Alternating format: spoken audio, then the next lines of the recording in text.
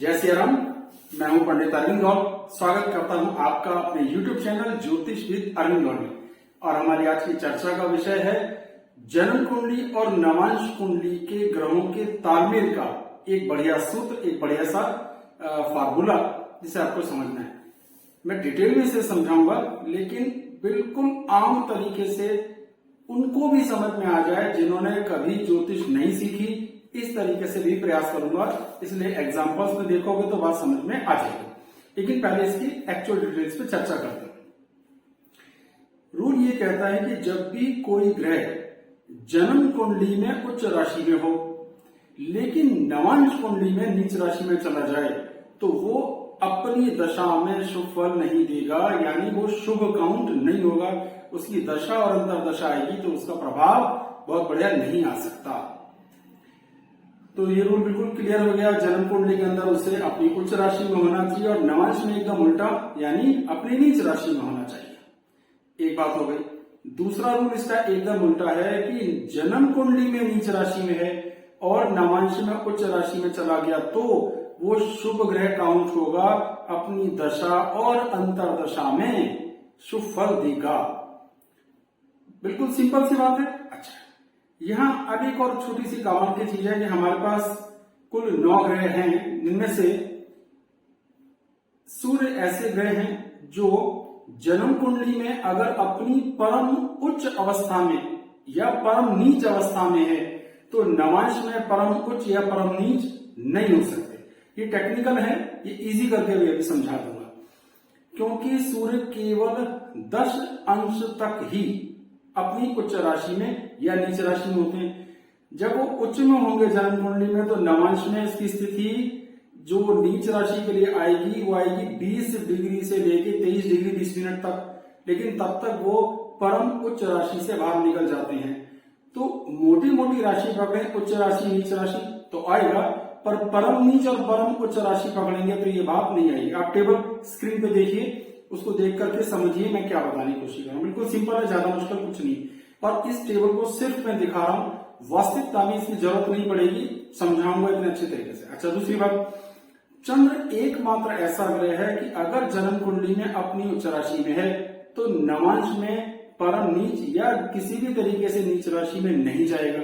इसे उल्टा भी कर दीजिए, अगर जन्म कुंडली में वो नीच राशि में है तो नवांश में किसी भी हालत में परम उच्च छोड़ दीजिए, उच्च राशि में भी नहीं जाएगा।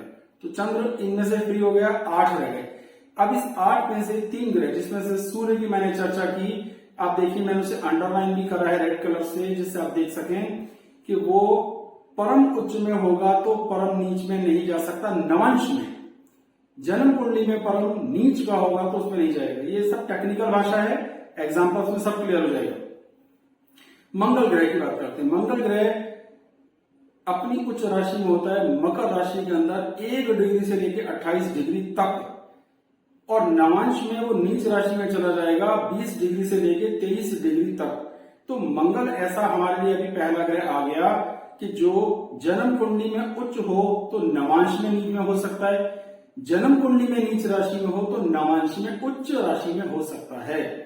इसके बाद बात आती है बुध की। बुध भी 15 डिग्री तक कन्या राशि में उच्च के होते हैं और नवांश में वो जब उच्च में होंगे जन्म कुंडली में नवांश में 6 डिग्री 40 मिनट से 10 डिग्री तक नवांश में नीच के हो सकते हैं। ठीक इसका उल्टा भी बिल्कुल पॉसिबल है कि वो जन्म कुंडली में अगर नीच राशि के हैं तो नवांश में उच्च के हो सकते हैं। डिग्री यही रहेगी, यानी 6 डिग्री 40 मिनट से 10 डिग्री का अगर जन्म कुंडली में होगा तो ये बात होगी।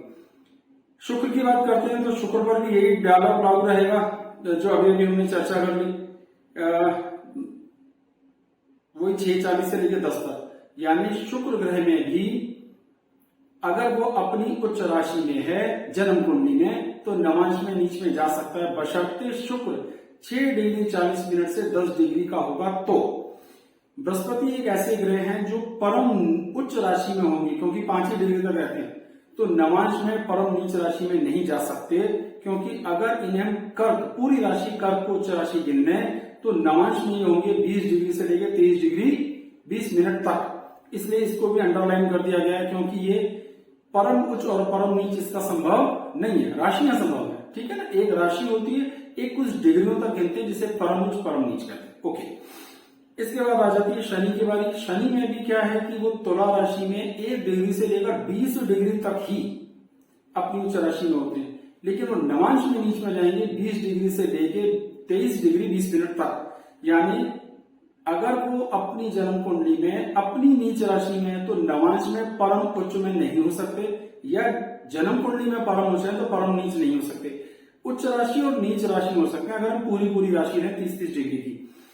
राहु भी अगर आपकी कुंडली में मिथुन में है और 6 डिग्री 40 मिनट से लेकर 10 डिग्री तक है, तो ये सारी टेबल आपके सामने, तो टेबल में आप ये सारी चीजें देख पा रहे हैं। राहु अगर मिथुन राशि के अंदर अपनी उच्च राशि में होते हैं तो नवांश में नीच में जा सकते हैं अगर उनकी डिग्रियां 6:40 से लेकर 10 डिग्री तक हैं।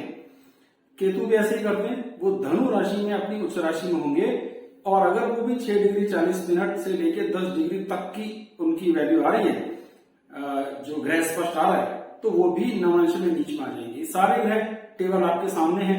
अभी जब एग्जांपल्स में लेंगे तो ये विषय बिल्कुल क्लियर हो जाएगा। 5-6 एग्जांपल दिखाऊंगा जिसे समझना बहुत आसान हो जाए। पहला एग्जांपल देखिए, आपको कुछ नहीं सोचना है, केवल अपनी जन्म कुंडली को देखना है और ये जन्म कुंडली है।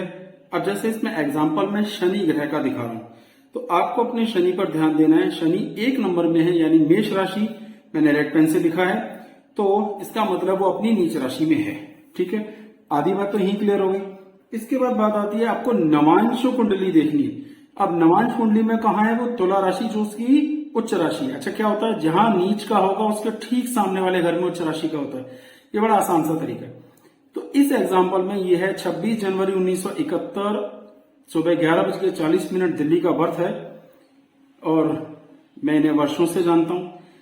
इन्होंने बहुत सारे प्रयास किए, बहुत बार ऑटोमोबाइल्स का, ग्रीस का, प्लास्टिक का, रबड़ के, इस तरह के कामों में बहुत ट्राई किया, क्योंकि इनको ये था कि 11th हाउस यानी 11वें भाव का स्वामी है और इसमें परफॉर्मेंस के हिसाब से बात करी। अब क्योंकि इनकी कुंडली की जो स्थिति है उसमें ये अपनी नीच राशि में है, लेकिन नवांश में बलवान है, इस कारण पूरा जीवन इनको ट्रांसपोर्ट, ऑयल, ग्रीस, इनके स्पेयर पार्ट्स का जो काम इन्होंने किया उसमें इन्हें बराबर सफलता मिली। इससे तय होता है कि मेन कुंडली में, जन्म कुंडली में नीच का है, मेष राशि में है, नवांश में वो अपनी उच्च राशि में गया तो वो शुभ फलदायी हुआ। ये एकदम इसका अपोजिट एग्जाम्पल है। देखिए कैसे है कि ये कुंभ लगन की कुंडली है और शनि अपनी उच्च राशि में, तुला में उच्च का होता है, जहां वो उच्च का होगा उसके ठीक सामने वाले घर में वो नीच का होगा, उतने ही अंशों पर, तो ये 20 डिग्री तक होता है, ठीक है। अब आपकी नवांश कुंडली में जब ये देखा तो 1 नंबर कौन सी हो गई, नीच राशि। 7 नंबर उसकी उच्च राशि है तुला, ठीक सामने वाला घर उसकी नीच राशि होगी। तो जन्म कुंडली में ये ग्रह उच्च राशि का है पर नवांश में अपनी नीच राशि में चला गया, और ये चलित कुंडली है जिसमें ग्रह ने अपनी पोजीशन भी नहीं बदली।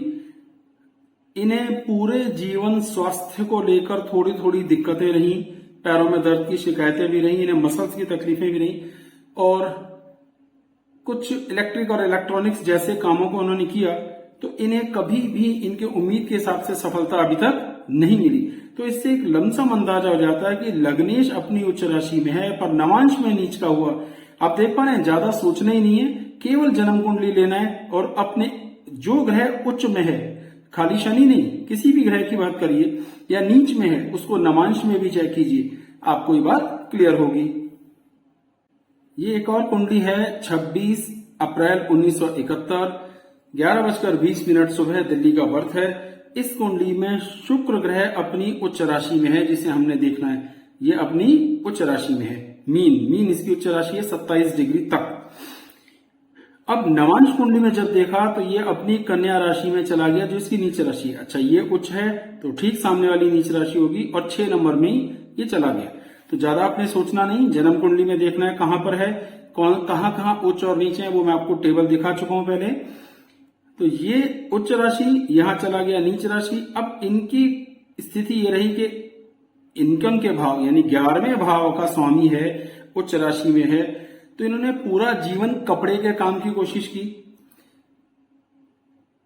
सजने संवरने की, फोटोग्राफी का भी इन्होंने काम किया, पर इन्हें कभी भी बहुत अधिक सफलता प्राप्त नहीं हो पाई, क्योंकि शुक्र की स्थिति नवांश में नीच राशि में चली गई। एक और एग्जांपल लेते हैं, इसमें भी शुक्र अपनी उच्च राशि में है। ये सज्जन है 12 अप्रैल 1952 दोपहर को 2:15 दिल्ली। क्योंकि इनका शुक्र उच्च में है, पूरा जीवन इन्होंने लकड़ी का और प्लाईवुड का काम ही किया। पर देखिए यहां तो उच्च राशि में है, मीन में, नवांश में आके वो नीच राशि में चला गया। जहां उच्च का होगा उसके ठीक सामने वाली राशि 6 नंबर नीच की हुई, जहां पे शुक्र गया।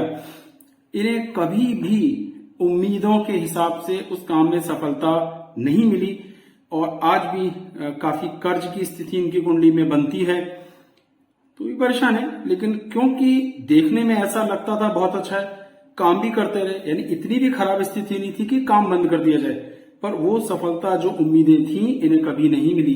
क्योंकि हमारे रूल के हिसाब से अगर यहाँ उच्च का है, नवांश में नीच का हो गया, तो शुभ फलदायी नहीं होगा। ये है 1 सितंबर 1975 रात को 11:30 दिल्ली का इनका बर्थ है। अब देखिए इनकी कुंडली में बुध ग्रह अपनी उच्च राशि में है। जन्म कुंडली में बुध ग्रह अपनी उच्च राशि में 6 नंबर, तो इसकी नीच राशि कौन सी होगी? ठीक सामने वाली 12 नंबर। अब नवांश कुंडली में बुध 12 नंबर में है, तो इसका अर्थ हुआ कि यहाँ उच्च राशि का, यहाँ नीच राशि का। ये चलित कुंडली है जिसमें भी ग्रह ने अपनी पोजीशन नहीं बदली, स्थिति वही है। तो इन्होंने आधा समय अपनी जीवन का चार्टर्ड अकाउंटेंसी करने के लिए ही खर्च कर दिया, पर इनकी सीए कभी पूरी नहीं हुई। व्यापार में इन्हें बहुत अच्छी सफलता कभी नहीं मिली, अकाउंट्स की लाइन ही छोड़ दी धीरे धीरे इन्होंने। अब सोचिए कि एक तरफ तो क्या लगता था, अगर हम सिर्फ जन्म कुंडली देखें तो बहुत अच्छा बुध है, व्यापार, बोली भाषा, गणित बहुत अच्छे होने चाहिए, पर नवांश में वो गड़बड़ हुआ, इस कारण वो परफॉर्मेंस नहीं आई जो हम उम्मीद कर रहे थे। ये आज का आखिरी एग्जाम्पल है। ये है 2 नवंबर 1986 9:18 इनका दिल्ली का बर्थ है।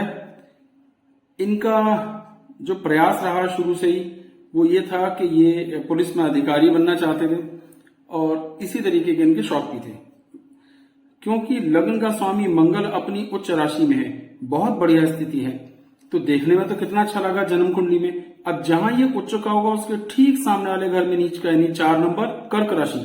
अब नवांश में कर्क राशि में ही चला गया, तो उतनी मजबूत स्थिति नहीं रही कि जितनी रहनी चाहिए थी। ऐसा नहीं है कि कामयाब नहीं है, कामयाब है, इंजीनियर है और अच्छा है, लेकिन जो सपने थे, जो उम्मीदें थी, जिस हिसाब से लगता था कि लग्नेश अपनी उच्च राशि में, उस लिहाज से कोई बहुत बड़ी सफलता इन्हें नहीं मिल पाई, क्योंकि मंगल यहाँ नीच हो गया।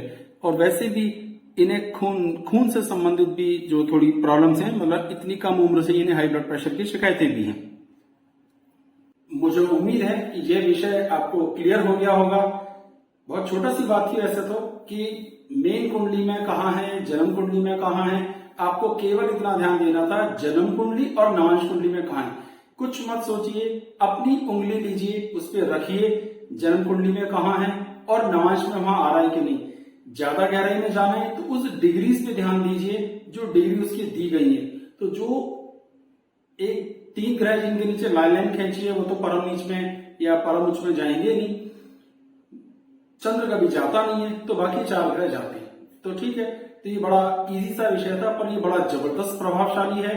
ये जितने भी एग्जाम्पल मैंने दिए हैं ये सभी मेरे क्लाइंट हैं और मैंने प्रैक्टिकली इनकी जिंदगी को बहुत नजदीक से देखा है और इसका प्रभाव इस पर होते हुए देखा है। तो अगर आप अपनी जन्म कुंडली दिखाने के लिए संपर्क करना चाहें तो नीचे दिए हुए व्हाट्सएप नंबर पर संपर्क कर सकते हैं और आगे के फीस का सारा प्रोसीजर आपको बता दिया जाएगा व्हाट्सएप पे। हमारे चैनल को ज्यादा से ज्यादा शेयर कीजिए, वीडियोस को लाइक कीजिए और चैनल को सब्सक्राइब भी कीजिए, जिससे भविष्य में जो भी नया वीडियो अपलोड होगा वो आपको मिल जाएगा। बहुत बहुत धन्यवाद। जय श्री राम।